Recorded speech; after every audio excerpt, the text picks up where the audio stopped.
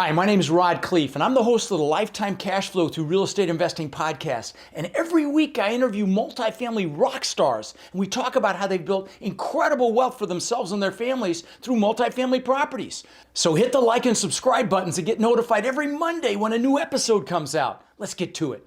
Welcome to another edition of Lifetime Cash Flow Through Real Estate Investing. I'm Khleif, and I am thrilled that you're here.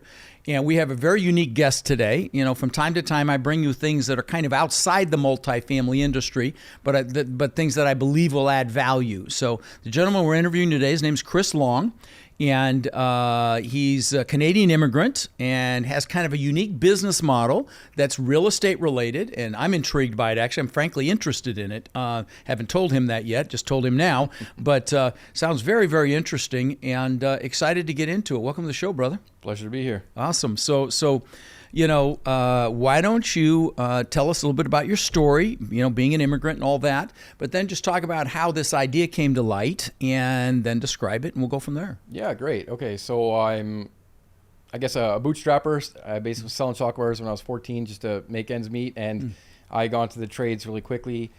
And when you say trades, you're talking like construction, right? So I'm a licensed carpenter. Okay. I went, did my apprenticeship, and quickly came to the discovery. I was in residential real estate. I had 2 houses, turned them into duplexes.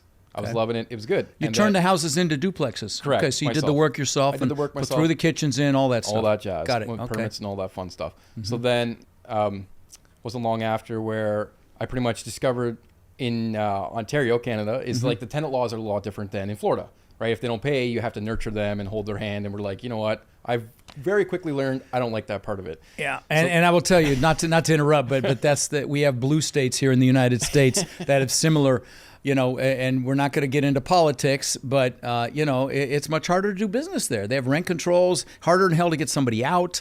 That of course, we're not even talking about the excess taxation and all that comes as a result of all that. But anyway, please continue. Yeah, a lot of factors, and I was, right. But I love real estate, and I love actually making change. It's in my DNA, whether it's a builder to put up walls or to change landscape. So I had this commercial property I was sitting on, and I was sitting on it for a while when I was. What was this commercial property? It was an industrial property. It's 10 acres. So it's just land. It's just land. But it had an old house. It was grandfathered in. Okay. So it's an old little blue house on the entrance, and it is quite literally a longyard. So it's 200 feet by 2,000 feet. So it all went together. Chris Long Longyards.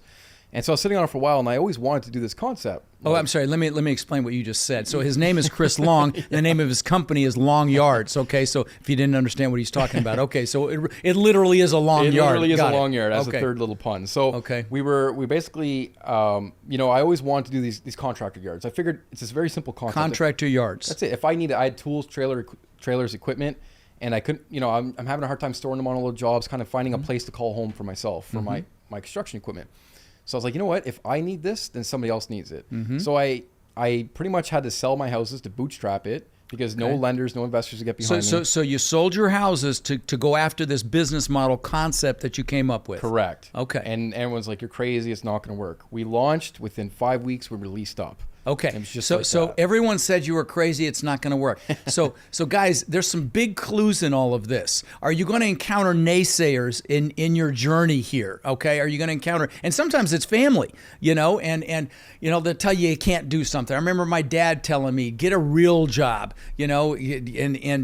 and this whole real estate thing's not a real job. I'm getting a retirement. I'll have a retirement income. You know how much my mom got from his retirement income? $697 for working for 36 years at Continental Airlines. And he's like, it's a stable job. You'll have a job. You don't have to worry about the income fluctuation. He got laid off after 36 years. So, but anyway, so you talked about dealing with the naysayers. You pushed through in spite of that. You built this long yard, which is just a place for construction companies and or contractors to park vehicles and store things, correct? That's it in a nutshell. That's pretty much it. Yeah, okay. I mean, we are going more in depth. I mean, we build a small business community. We help everybody there, but it's more or less, most people just need storage. They need safe storage. And this is for your industrial, small business economy driven businesses. Sure. So that's what we do. So it's a lot of it. Is a lot of similar languages like multifamily and self-storage. You got multiple units, cap rates, NOI, all that jazz.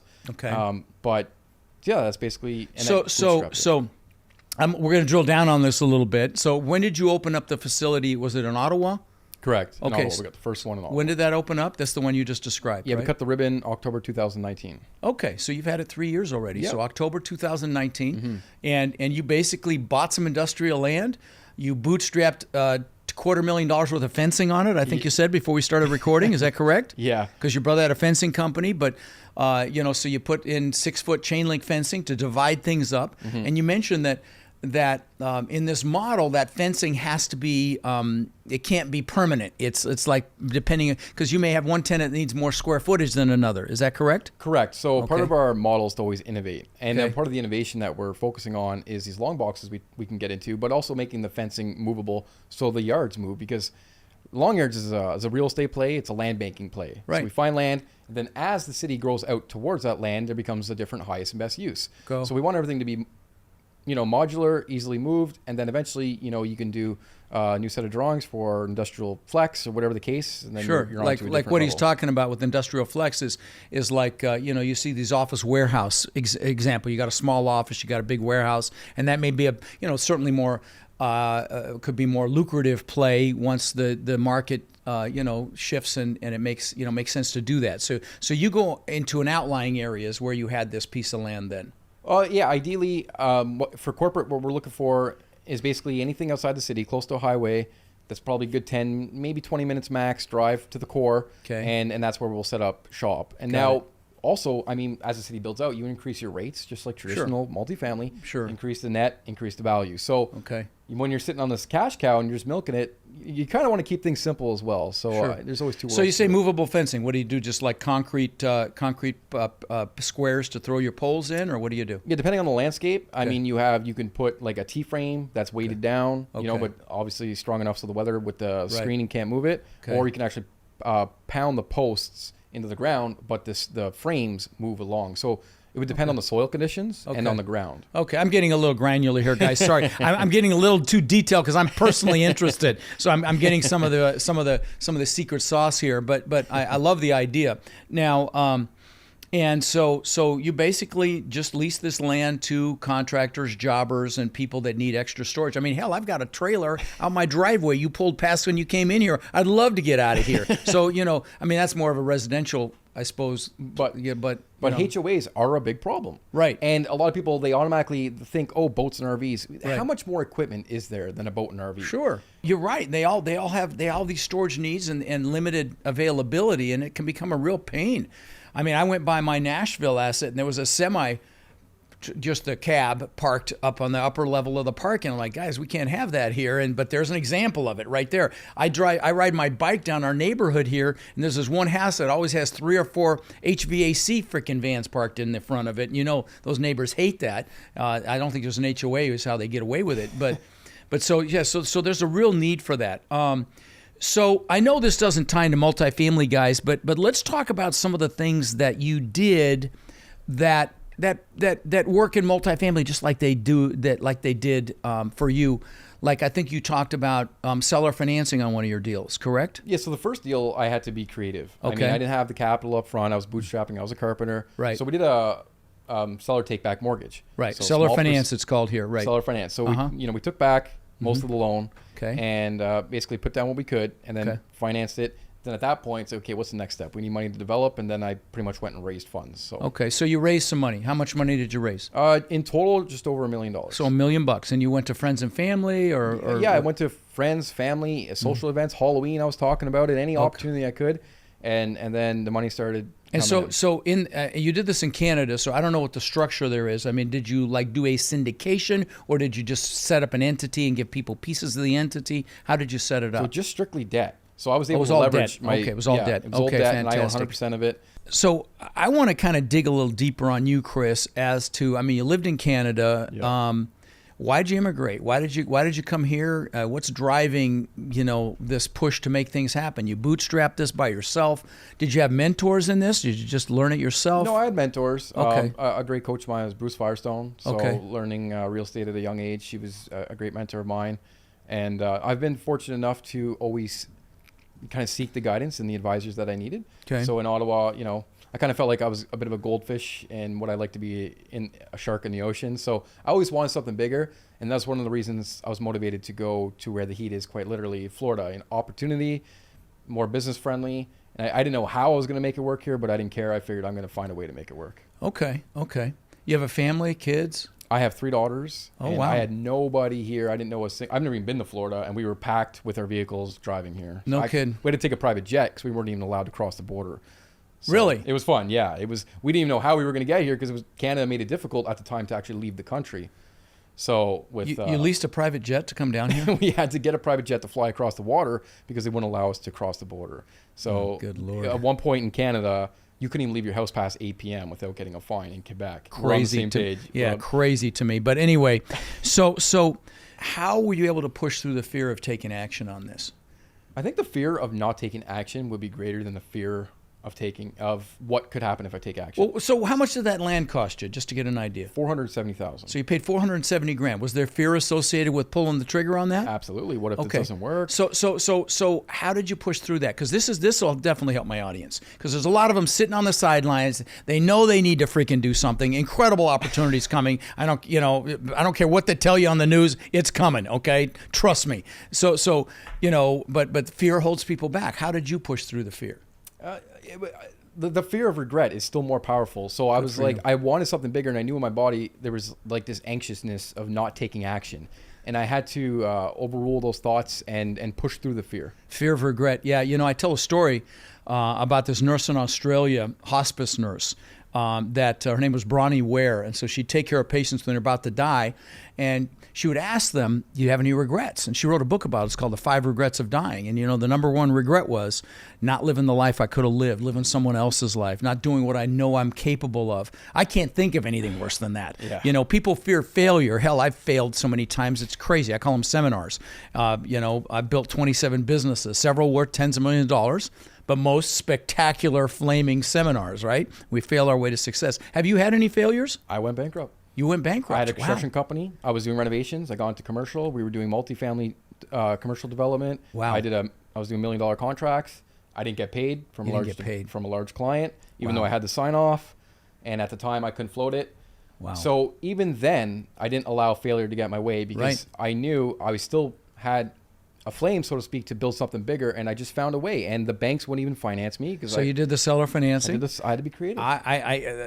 Guys, I hope you get the lesson there, and that is you just don't give up, and you keep moving forward. And so that's I'm really glad I asked that question. I didn't bankrupt. I probably should have because I had hundreds of foreclosures, and I almost wish that I had because it would have been cleaner and easier. But anyway, I know you. So I'm sure the why is the kids, the why is the legacy. Yes, is that? Am I speaking out of turn? What's your why? I named my construction company after my grandfather, Conrad. Okay. Conrad, and I ran that since 2012, and I put a lot of, love and passion to that. But I wanted something for myself. That was on my mom's side, so I wanted long. I wanted the name to be out there, and I want to feel like I just came from what I feel like is not the best background, not the best upbringing. So my why was to show an example that, you can make more out of where you came from. And for my kids and for my family, just to see that, you could be great. You could build something great. And that's my why. Good. Oh, wow. Okay. So to be an example. To be an example. Okay. Love it. So what future opportunities do you see for your yard thing? What? Well, I believe in the future so bullishly. I sold my house and I was driving to the place of opportunity. So, and I also built a franchise out of it. So we are the franchisor. We have our franchise systems, and this can be copied and templated. We have the recipe book. We know the best land. We know the best markets. We know the best revenue drivers. So, I'm going in every direction I can to build it as big and as international as I can. I'm very hyper-focused in Florida for quality control. As I'm here organically, I can literally drive out to the sites, oversee construction, which is what we're doing. Well, you've done the one in Canada, and you've got the one now in Lake, where is it? Winter Haven. Winter Haven. We're building it out right now. Winter Haven. Right. How big is that one? That one's 6 acres. 6 acres. Okay. Okay. So you also have your construction experience. Correct. Yeah. To lean on. Let's drill down on it a little bit because I think that'll actually help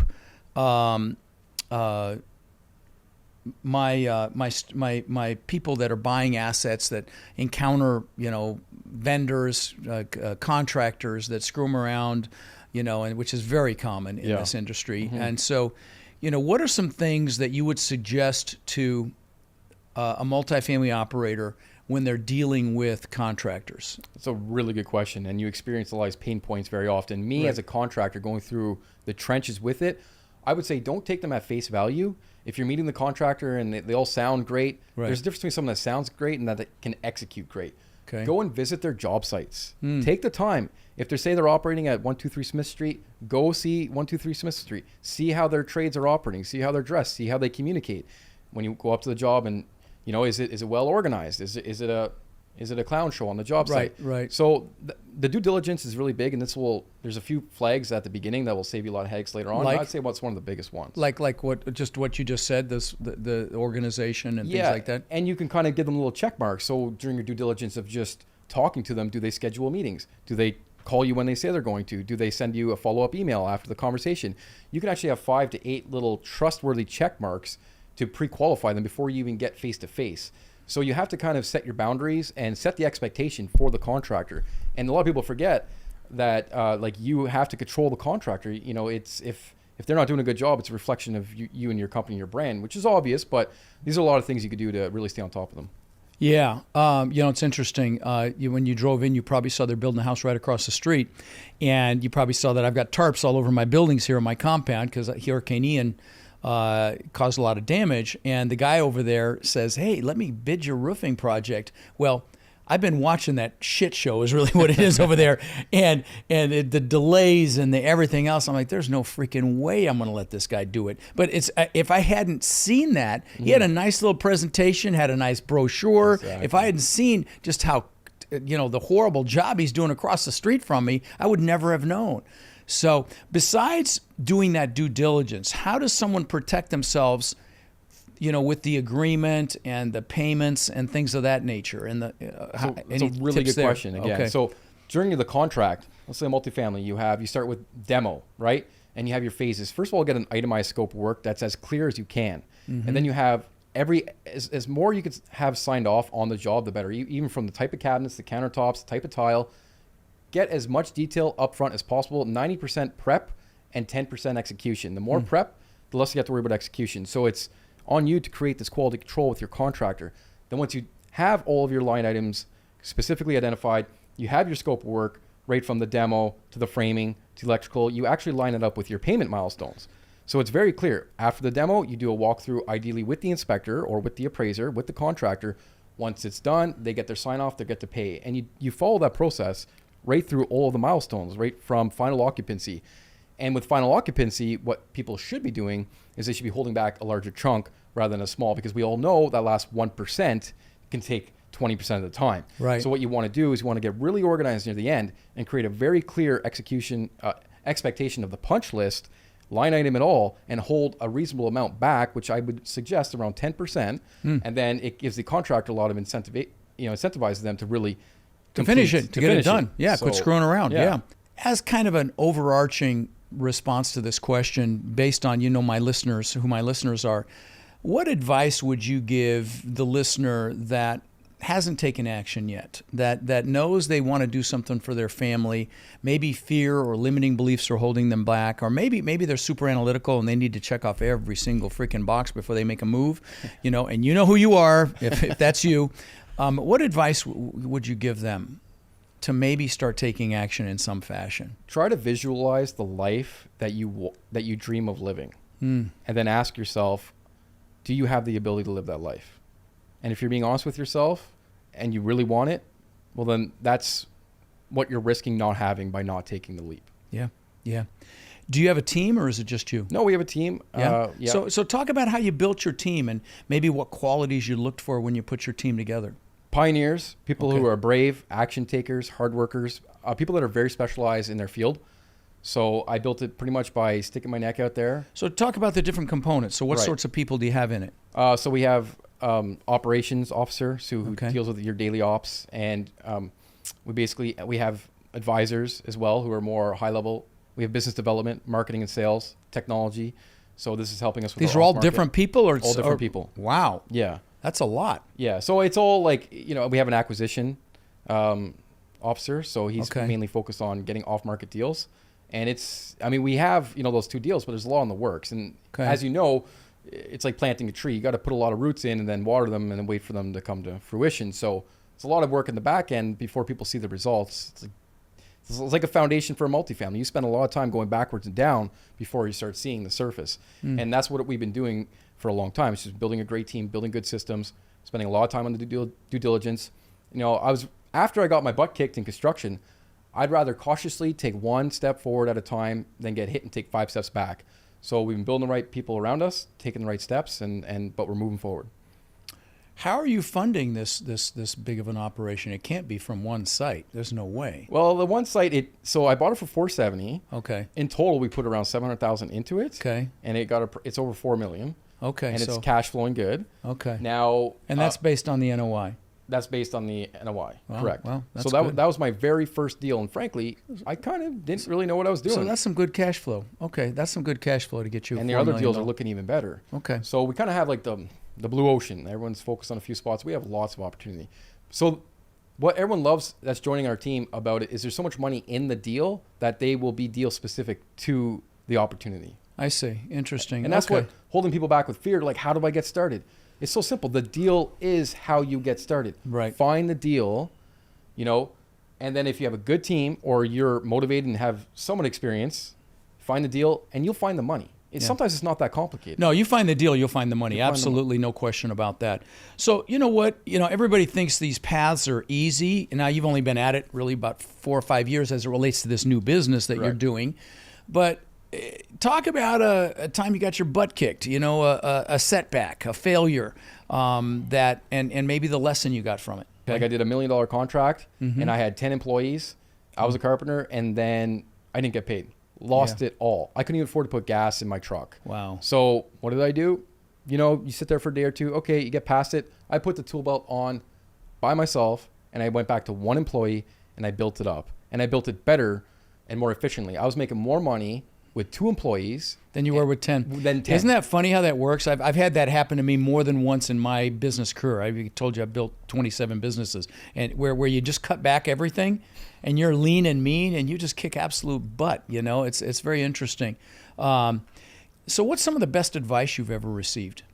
Man, I'd say just go for it. Like I'm a little fearless, but it's sometimes if you spend too much time thinking, like you have to go with the information you have and the gut. Like you have your gut.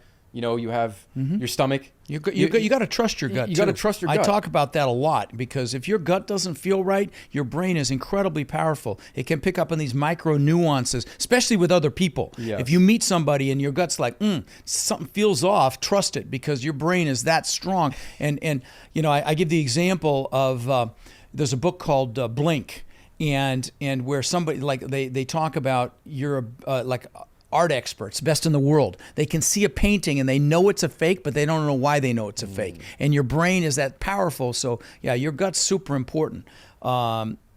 Is there, from a business standpoint, is there a book, because I'm sure you have people come up to you that ask you, what can I do? How can I make money? How can I be a success like you? Is there a book that you gift more often than another? I'd say a great book is Money People Deal. Money People Deal. Yeah. Okay. And that's by a Canadian entrepreneur. I always mess up his last. I think it's Stefan Arnio. Okay. Oh yeah. Oh, I know he died. I know exactly who he is. Yes. Black University. Yeah. Very great. He had me on his show, or I had him on mine. I can't remember, but I know exactly who you're talking about. Yeah. And they just started rolling his stuff out again as an aside. I saw something from Black Card. But so it's, what is it? Money People Deal? Money People Deal. Okay. And that's such a simple philosophy because, going back to why you're not taking action, like so you're overthinking everything. Yeah. Find the deal, and then that's the biggest chunk. And then once you have that opportunity, and then you'll notice you're in the game. Things happen. So, and that book is a great example of that. It's just you need the 3 people. You need the money, the people, and the deal. And you need to typically have 2, and you'll find the 3rd one in whichever order it comes. I see. Interesting. Okay. So what's your definition of success? What's success look like to you? Doing what you want, when you want, with who you want. Love it. And going wherever you want. Yeah. I'll add that to it. And and I'm not by any, a multi-millionaire, like, but for me just to get up and go to Florida with my family and say, you know what, I'm living my own path. There's freedom in that. I don't depend on a boss to tell me what you can and can't do I don't ask for a week off. Right. I follow my own path, and like that is freedom. And I wish people would live up to their opportunity to experience that. Yeah, it's sad. So many people, they get caught up in comfort, and no one's ever been hugely successful that's in the comfort zone. It just the two don't correlate. And talking about comfort, one thing that I went through, I was in union at 18 years old. I was making $27 an hour. Wow. I'm like, oh my God, this is great. And Right. I grew up less fortunate. Those are called golden handcuffs. And that's what it was. Yeah. I left it for $12 an hour to be an apprentice carpenter. And everyone, again, they're like, Chris, you're crazy. Sure enough, I was then making $1,000 on a weekend because of the skills I learned. So it's like sometimes, you gotta You take a step backwards to take 5 steps forward. That's how it works. get the skills. Absolutely. So besides getting really clear on what someone wants, I think that's what you said. For someone sitting on the sidelines, you said picture how you could be. Visualization, very powerful. What action steps besides that would you recommend someone take if they know they want and deserve more for themselves and their family? It's great. And sometimes it's so simple yet so powerful. Create a checklist. So you have and I did this when I was 19 years old. Right. It was very simple. I wanted to have a duplex. I wanted to have a certain amount of savings. I want to have commodities, gold and silver. And So you're talking about a goal list, really? a goal list. Okay, And you not a break it down. checklist. We're talking about a list of goals. Okay, so a goal list. Okay. And that's it. And then what do I need to do to get there? And then so you visualize the high level, what's the North Star? And then you got your goals list, and you just relentlessly attack those goals. And you say no more than you say yes. You shut out the noise. You get super focused and you get really clear, and that's how you get there. You shut out the noise. That's good too. Yeah. I mean, I just had a boot camp this last weekend, had hundreds of people in it, and first thing we do is goal setting. Because how the hell do you get anything if you don't know what it is? You got to know what it is you want. You got to know what you want with clarity, and you have to know why you want it. The why is even stronger than what you want. Do you have any routines that you live by, like a morning routine? Like this morning, I got my ass in that cold plunge again. I got a cold plunge back here behind my guest house. And I'll tell you, this is like the 6th time I've done it. Now I'm actually starting to enjoy it, believe it or not. I know that's crazy, but I got Wim Hof's book about the Iceman guy that gets cold. Yeah, I got his book. But do you have any routines that you do? I'm not crazy with routines. I'm a little bit unorthodox in many styles. But I mean, I hit the sauna, I hit the gym. You do? Walk the dogs. Okay. I mean, I'm pretty religious with that. Okay. But it's not like, 6:30 cold plunge. No, I wake up, grab a coffee, go to work, crunch my goals. And that's pretty much my routine. No, that's good. No, that's good, man. But that is a routine, actually. You know what it is. Yeah. So let me ask you this. If you could teach school children one thing for an hour a week, what might you do? What might you teach them? Finance. Finance. So what do you mean by finance? Well, I think the school system teaches people how to work a job rather than create freedom. Yeah. And it's counterintuitive because I'm more entrepreneurial and just driven on my own goals, but I think the school system just foundationally doesn't do enough of a job to teach kids to kind of live their own path, to create their own future. Definitely doesn't. And and it starts with finance. It starts with them understanding. It's like, hey, how come both my parents work jobs? We're in a typical, nice area, and we can't have the life or do what we want when we want. Well, it comes down to money. It comes down to creating enough income, passive income, ideally that exceeds your expenses. And I think that framework doesn't get engraved in kids in school to really mold them to see that in the future. It's just harder to learn that as you're older, and it would be easier as they're younger, I think. No question, and I think it's a travesty. Frankly, they don't teach entrepreneurship. They don't teach finance. They don't teach you how to raise money, how to find money. How that money really is just thought. They don't teach any of that. Yeah. Emotional management. They teach very little there, and you're seeing, and there's this whole entitled mentality as well. With hey, instead of giving you a trophy for winning, you're getting a trophy just for being there. And it's creating a really a and Stefan talked about this a little bit. Your guy you mentioned, but it's creating weak men. Weak men. It really is. Yeah. What's the saying? Hard times create strong men. Strong men create weak times. Right. Weak times create weak men. And I think we're in that cycle. We're in that cycle for sure. Yeah, we're in that cycle for sure.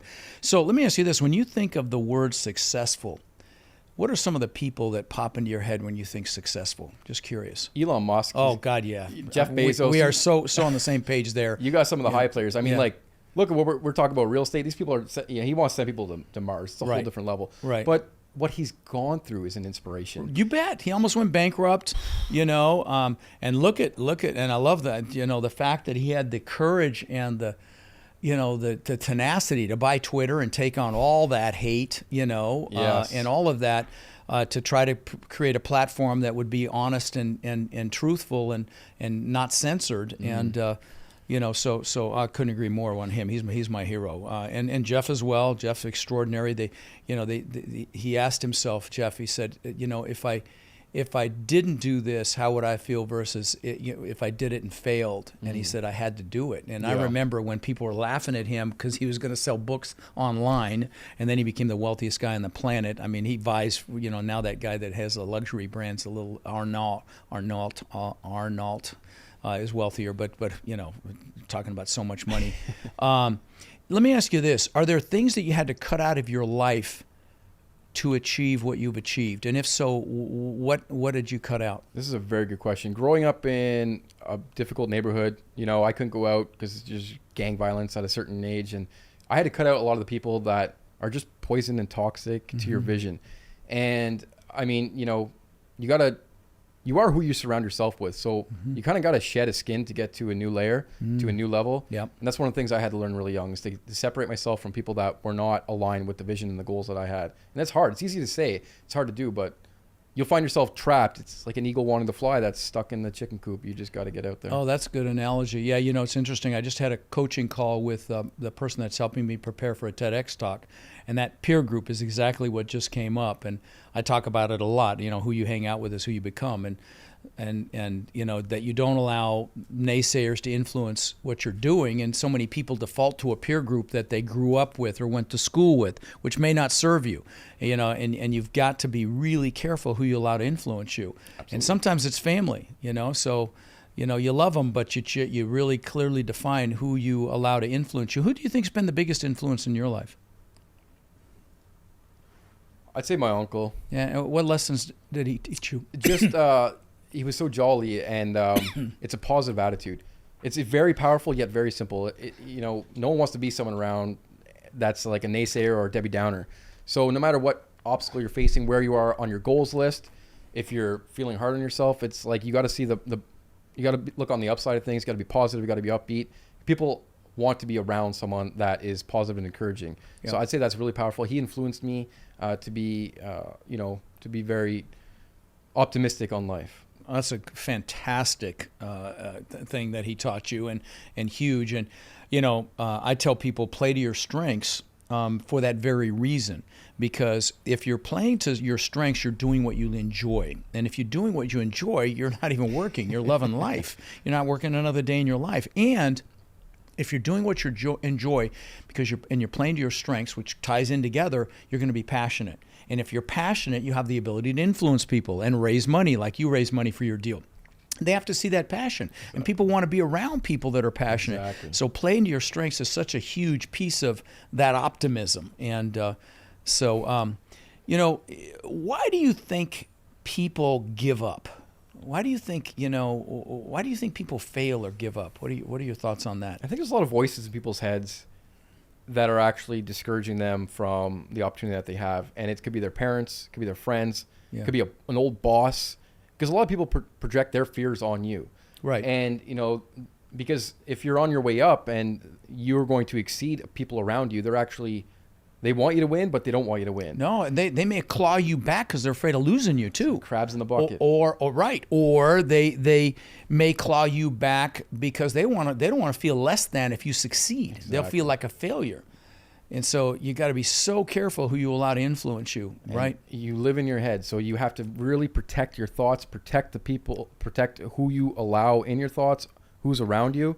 And I think that's what really traps a lot of people. They live in that dark space, and they allow these voices and shadows to live over them without allowing their own voice of strength to just overpower that to do what they need to do. So how has your life been different than maybe what you'd have imagined? Well, I never imagined living in Florida. I never imagined being a franchisor. I never imagined being... Why Florida, by the way? Was it political? Was it the warmth? Was a little it bit all of both. The above? Okay. I mean, it's great for family. Right. I mean, my daughter, sometimes we're having a family day and I take the girls and we go to Disney and Right. like there's magic in that. You can't put a dollar figure, especially having the freedom, A, to do that, and B, to be able to drive an hour. Nice. So as a young dad, I'm like, and you live in Tampa? Is that where you're at? Yeah, we live in Tampa. So you're an hour from me. Okay. Yeah, it's beautiful. And that's one, and Florida, there's massive migration. Right. So my business is an incubator for small businesses. So I figured, on the up and up, I'm coming here for business. Let's put a stake in the ground. It's a business reason. It's a lifestyle reason. It's everything. Okay. All of that. Do you have any regrets? You know what? I don't think I do have many regrets. Okay. You always ask yourself, like, what could I have done differently? But I wouldn't be here if I didn't live the life that I lived. Great answer. I've had lots of failures and lots of setbacks, but they are what made me who I am, made me strong enough to endure damn near anything at this point. And so, that's a great answer. And going back to, like your thoughts, it's like I was in a 5-year relationship, and this my partner at the time, she didn't support me being an entrepreneur. And going home and feeling like you want to just express your excitement with the business, but feeling dead. It's like, I wish you had a job. These are the things you heard. And then like I had to midnight move. I had to break that chain. So like, but it allowed me to catapult who I am and where I am today. Sometimes it's your partner that's actually closest to you, which is the biggest reason holding you back. And that is the most painful thing that I think someone can go through to break that chain. So we actually talked about that on my boot camp this last weekend on Saturday. And I asked actually that people come on, I said, how many are dealing with this where their partner doesn't believe in their vision? Says, okay, that may be great for you, but no way and I said, who has gotten past this with their partner, with their spouse? And I had several people come on and talk about how they got past it. More communication, showing them the benefits, and just holding their hand to get them past because just their fear. With your ex-partner, it's just fear. That's all it was. That's all it is. So you got to get them past that fear. Yeah. But yeah, and I had the same dynamic in my first marriage. She was afraid of what I was doing and didn't want to grow, and that was a deal breaker for me, candidly.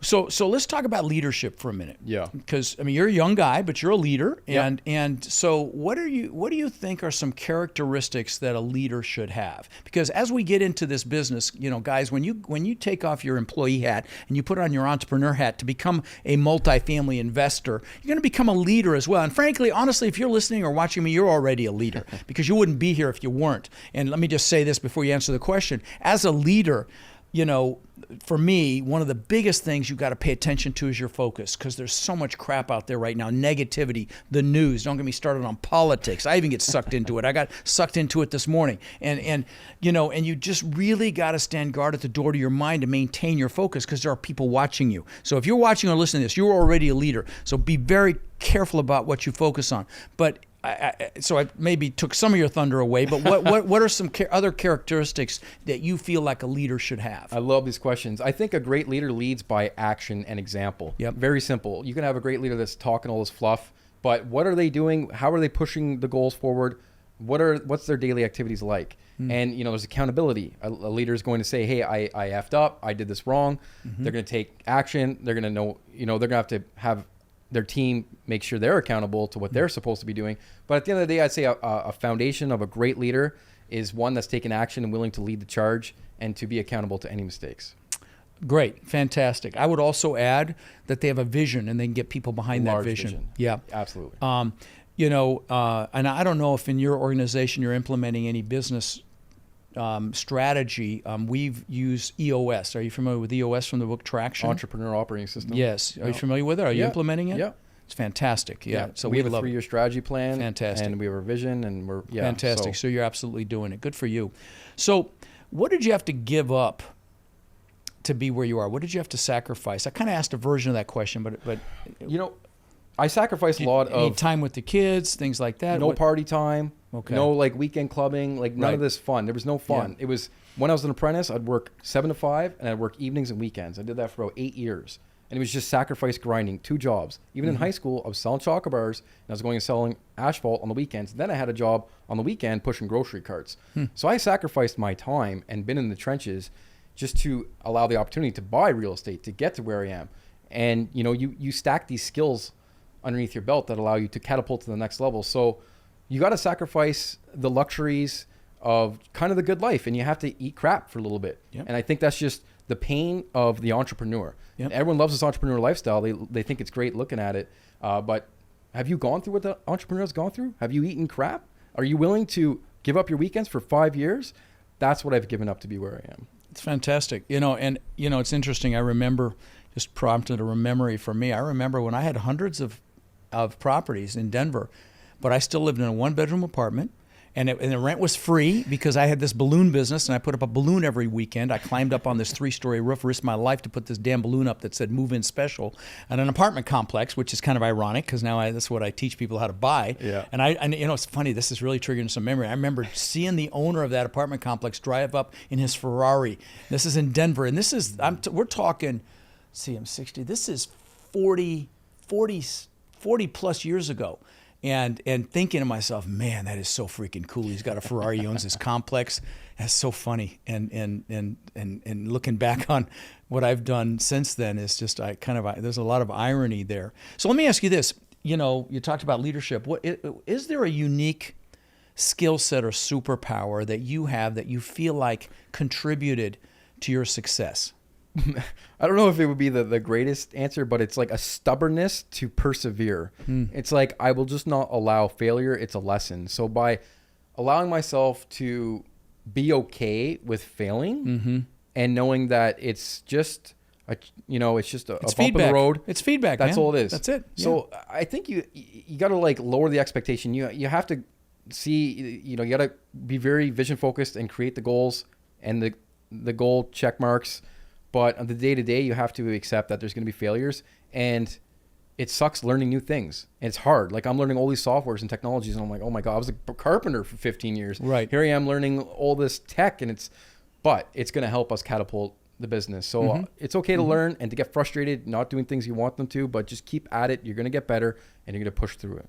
Have you gotten any bad advice along the way? It's just not finding out people's true intentions fast enough. Yes. And I not trusting your gut, maybe not even a little trusting the bit. gut. Yeah. Because you got people around. You're like, oh no, you got a bad vibes. This person's not good for you. This person's not good for the. But you ignore it. You ignore it. Yeah. And then you kind of sweep it under the rug, and then it takes a while to creep up, and then you got a bigger issue than it. And it always does. It always comes back around. I always bring my wife around when I'm doing a really important decision on somebody. And because women have better intuition. I hate to say it, guys, but it's the truth. It's the truth. But you can a man enhance their intuition? Absolutely. Yeah. But you got to listen to it. That's the problem. We don't listen to it very often. My wife meets my partners now. No, same here. Same here. I try to go to dinner and have a couple of drinks and see how they act. And I tell the story. I had this one guy, COO, is going to be big money, and so we took him to, I remember went to Fleming's Steakhouse here in Sarasota, and it was just something in the way he ordered his drink, and I actually picked up on it. My wife didn't. But something the way there's just kind of the aloofness and the just not treating the server the way I like to try to treat a server. And I remember he gave me his resume, and one of the jobs that he had. He said the guy had cancer, and so probably shouldn't get a referral from that guy. Don't call him, he's got cancer. Well, I'm like, bullshit. So I called him. He didn't have cancer. The guy had stolen from him. And so, it's just that trust in your gut thing. Yeah, definitely, guys. Please listen to that. And by the way, guys, if you are getting into a partnership, I have a resource for you. It's questions to ask before you get in a partnership.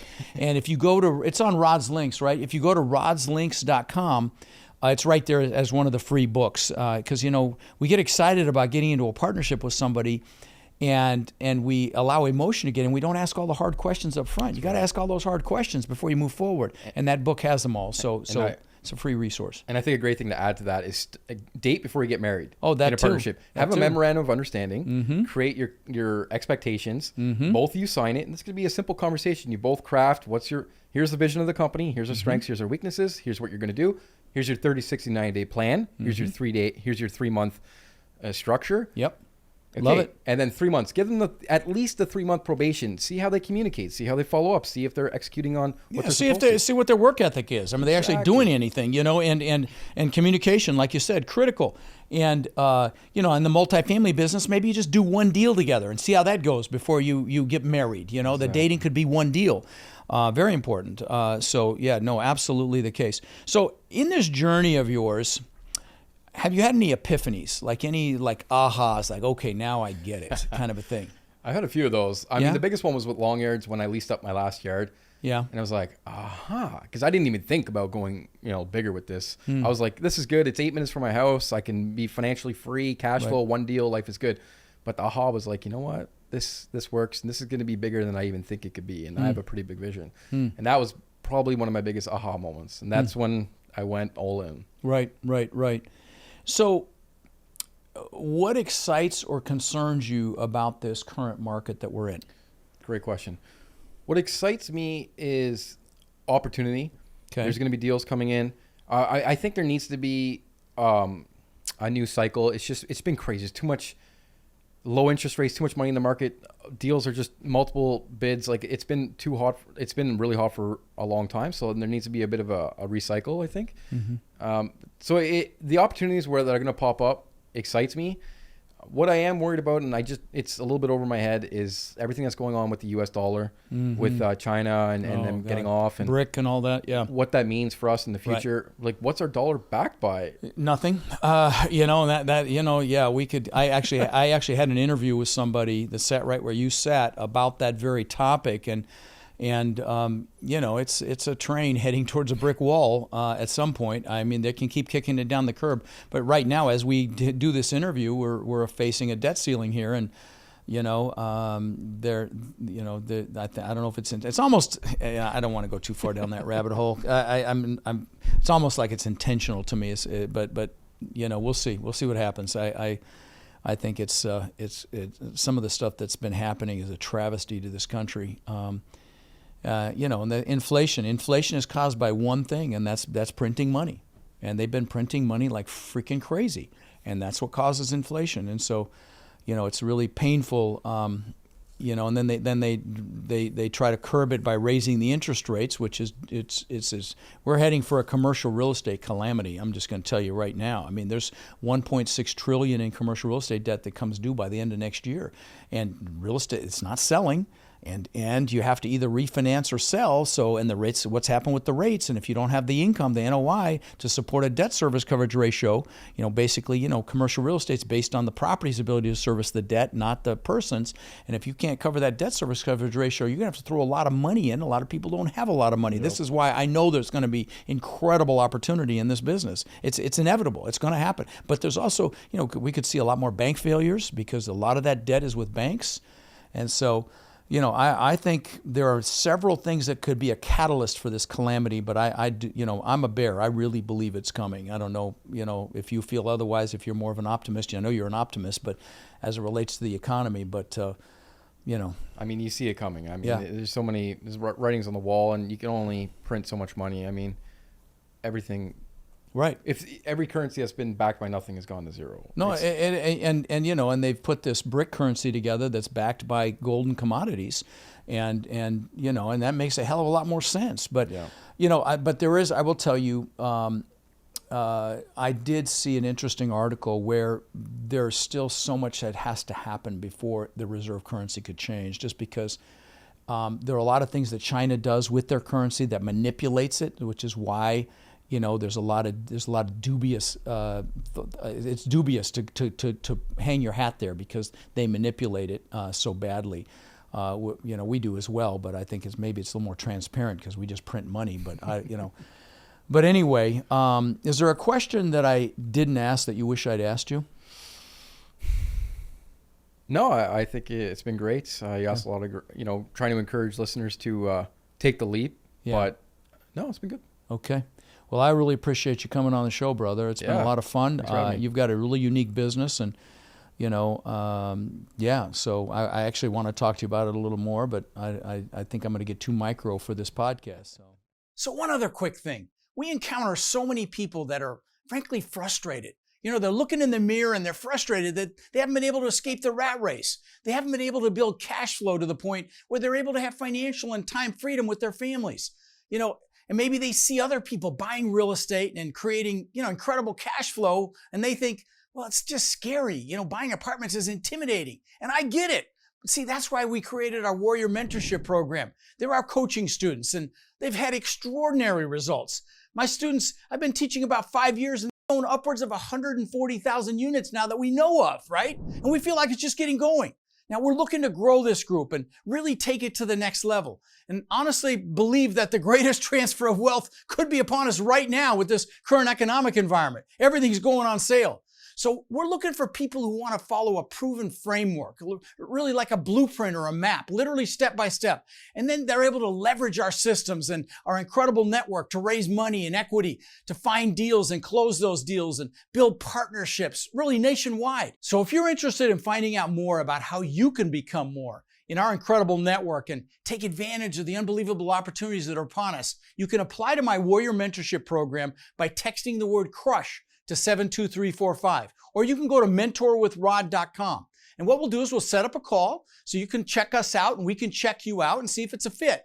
Now again, you can go to mentorwithrod.com or text the word CRUSH to 72345 to apply, and we will speak soon.